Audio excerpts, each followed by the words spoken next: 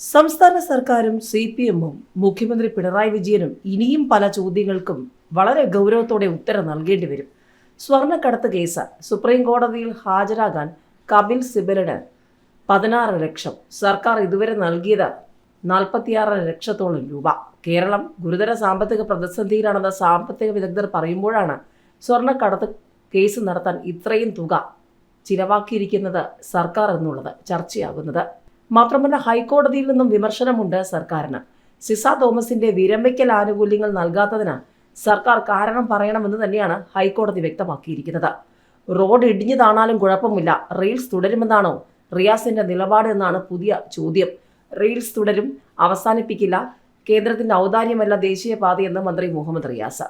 അതേസമയം ദേശീയപാത നിർമ്മാണത്തിൽ DPR മാറ്റിമറിച്ചത് ആർക്കുവേണ്ടി, വയൽക്കിളികൾ എങ്ങനെയാണ് വഞ്ചിക്കപ്പെട്ടതെന്ന ചോദ്യവുമായി സുരേഷ് ഗോപി രംഗത്തുണ്ട്. ദേശീയപാത നിർമ്മാണത്തിൽ വീഴ്ച വരുത്തിയവർക്കെതിരെ ശക്തമായ നടപടിയെന്ന് BJP സംസ്ഥാന അധ്യക്ഷൻ രാജു ചന്ദ്രശേഖറും വ്യക്തമാക്കിയിട്ടുണ്ട്. കോൺട്രാക്ടറുടെ പിഴവുകൾ മൂലം നഷ്ടം സംഭവിച്ചാൽ സർക്കാരിന്റെ നിർമ്മാണ കമ്പനിയിൽ നിന്നും നഷ്ടപരിഹാരം ഈടാക്കാൻ കഴിയുമെന്നാണ് BJP പറയുന്നത്. ഇതിനിടെ ദേശീയപാത നിർമ്മാണത്തിൽ ചില പിഴവുകൾ വന്നുവെന്ന് മുഖ്യമന്ത്രി പിണറായി വിജയനും പറയുകയാണ്. നിർമ്മാണത്തിന്റെ പൂർണ്ണ നിയന്ത്രണം ഇപ്പോൾ കേന്ദ്ര സർക്കാരിനെന്ന് പറയുകയാണ് സംസ്ഥാനം. സ്മാർട്ട് റോഡിന്റെ ക്രെഡിറ്റ് ആർക്ക് എന്നതിൽ മന്ത്രിസഭയിൽ തർക്കം തുടരുക തന്നെയാണ്. MP രാജേഷിന് അതൃപ്തി തുടരുന്നു എന്ന റിപ്പോർട്ടുകളുമായി മാധ്യമങ്ങൾ വീണ്ടും രംഗത്തുണ്ട്. ഏതായാലും ദുരന്ത നിവാരണ അതോറിറ്റിക്ക് 8 മാസം മുൻപേ റിപ്പോർട്ട് കിട്ടിയിരുന്നു. കുന്നിടിച്ചത് അശാസ്ത്രീയമായി, ചെരുവുകൾക്ക് തട്ടുകളില്ലാത്തത് അപകട സാധ്യത കൂട്ടുന്നു, റോഡ് അപകടത്തിൽ ദേശീയപാത നിർമ്മാണത്തിൽ ഇനി എന്ത് പറയുമെന്നുള്ളതാണ് പുതിയ ചോദ്യം. ദേശീയപാത നിർമ്മാണത്തിൽ സംസ്ഥാന സർക്കാരിന് ഒരു പങ്കുമില്ലെന്നും ആ മുതൽ ക്ഷ വരെ NHAI എന്നൊക്കെ മുഖ്യമന്ത്രി പറഞ്ഞാലും ചോദ്യങ്ങൾക്ക് ജനങ്ങൾക്ക് ഉത്തരം കിട്ടിയേ മതിയാകൂ. ഭരണം തുടരും, ക്യാപ്റ്റൻ പിണറായി എന്ന് തന്നെ സർക്കാർ, ഒടുങ്ങുമെന്ന് പ്രതിപക്ഷം. ഏതായാലും 4ാം വാർഷികാഘോഷത്തിനിടയിലാണ് ഇടിവെട്ട ചോദ്യങ്ങൾ സർക്കാരിന് CPM-ന് നേരെ ഉയർന്നു വന്നിരിക്കുന്നത്. നയതന്ത്ര ചാനൽ വഴി സ്വർണ്ണക്കടത്ത് നടത്തിയ കേസിന്റെ വിചാരണ കേരളത്തിൽ നിന്ന് ബംഗളൂരുവിലേക്ക് മാറ്റണമെന്ന എൻഫോഴ്സ്മെന്റ് ഡയറക്ടറേറ്റിന്റെ ഹർജിക്കെതിരെ സുപ്രീം കോടതിയിൽ കേരളത്തിനു വേണ്ടി ഹാജരാകുന്ന മുതിർന്ന അഭിഭാഷകൻ കപിൽ സിബലിന് ഫീസ് ഇനത്തിൽ 15.5 ലക്ഷം രൂപ അനുവദിച്ച് സർക്കാർ. 2024 നവംബർ 19 സുപ്രീം കോടതിയിൽ വാദത്തിന് എത്തിയതിനാണ് 15.5 ലക്ഷം മെയ് 15 അനുവദിച്ചത്.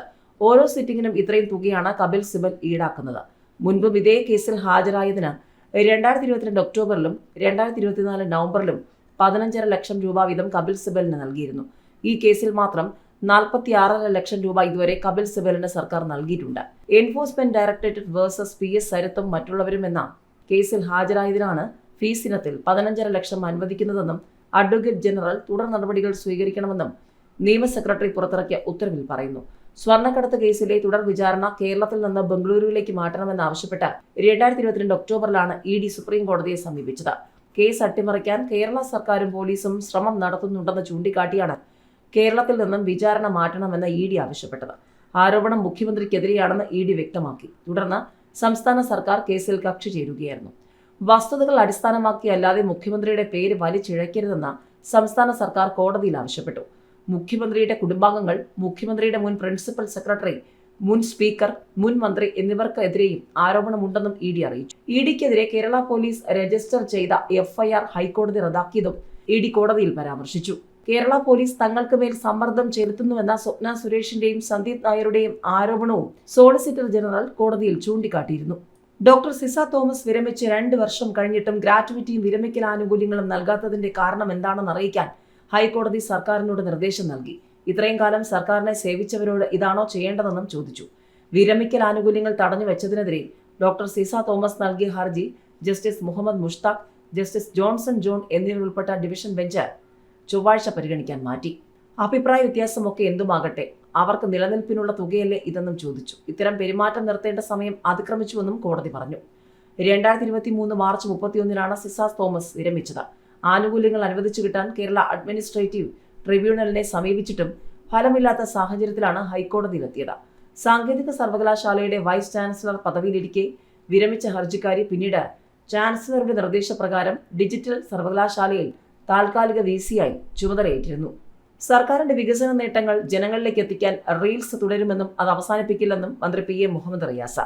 രാഷ്ട്രീയ ലാഭത്തിനായി പ്രതിപക്ഷം ശ്രമിച്ചുകൊണ്ടേയിരിക്കുകയാണ്. ദേശീയപാതയ്ക്കായി 5560 കോടി രൂപ സംസ്ഥാനം ചെലവിട്ടു. കേരളത്തിന്റെ റോൾ ജനങ്ങൾ മനസ്സിലാക്കിയിട്ടുണ്ട്.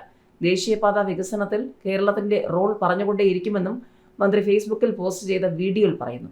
സമൂഹ മാധ്യമങ്ങൾ ഉപയോഗിക്കണമെന്നത് തീരുമാനമാണ്. എത്ര വിമർശനം ഉണ്ടായാലും അതൊക്കെ തുടരുമെന്നാണ് റിയാസ് പറയുന്നത്. ദേശീയപാത നിർമ്മാണത്തിൽ DPR മാറ്റിമറിച്ചെന്ന കേന്ദ്രമന്ത്രി സുരേഷ് ഗോപി ഇതാർക്ക് വേണ്ടിയാണെന്ന് അന്വേഷിക്കണം. പ്രീണനത്തിന്റെ ഭാഗമായി തിരുത്തലുകൾ ഉണ്ടായി. റോഡ് തകർന്നതിൽ കരാറുകാരെ മാത്രം കുറ്റപ്പെടുത്താനാകില്ലെന്നും സുരേഷ് ഗോപി പറഞ്ഞു. ദേശീയപാത നിർമ്മാണത്തിൽ ബാഹ്യ ഇടപെടൽ ഉണ്ടായെന്നും DPRലടക്കം അട്ടിമറി ഉണ്ടായെന്നുമാണ് സുരേഷ് ഗോപി ആരോപിക്കുന്നത്. ഇത് സംസ്ഥാനത്ത് പുതിയ രാഷ്ട്രീയ ചർച്ചകൾക്ക് വഴിയൊരുക്കും. ദേശീയപാത നിർമ്മാണത്തിൽ വീഴ്ച വരുത്തിയവർക്കെതിരെ ശക്തമായ നടപടിയെടുക്കുമെന്ന് BJP സംസ്ഥാന അധ്യക്ഷൻ രാജീവ് ചന്ദ്രശേഖർ.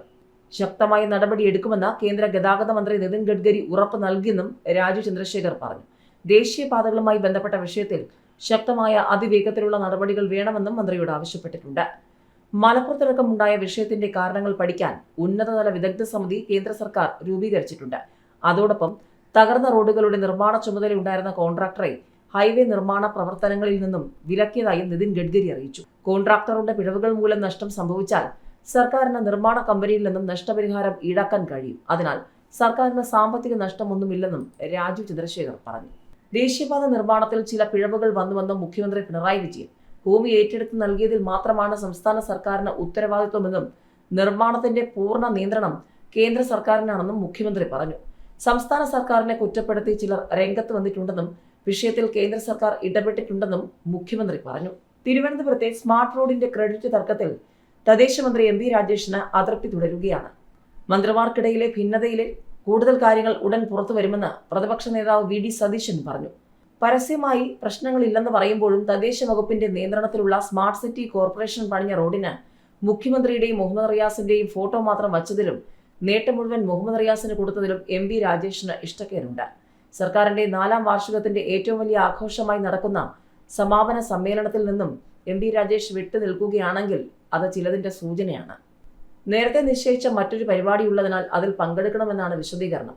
മന്ത്രിമാർക്കിടയിൽ ഭിന്നതയെന്ന വാർത്ത വലിയ ചർച്ചയായിരുന്നു. വാർത്ത വന്നതിന്റെ മണിക്കൂറുകൾക്കുള്ളിൽ തന്നെ മുഖ്യമന്ത്രി നിഷേധിച്ച് വാർത്താക്കുറിപ്പിറക്കി. പിന്നീട് ഭിന്നതയില്ലെന്ന പരസ്യ പ്രതികരണം രാജേഷ് നടത്തി. അത്രയും വൈകിയതും അതൃപ്തിയുടെ ഭാഗമെന്നാണ് സൂചന. എന്നാൽ ഒരു പ്രതികരണത്തിന് മുഹമ്മദ് റിയാസ് തയ്യാറായിട്ടില്ല.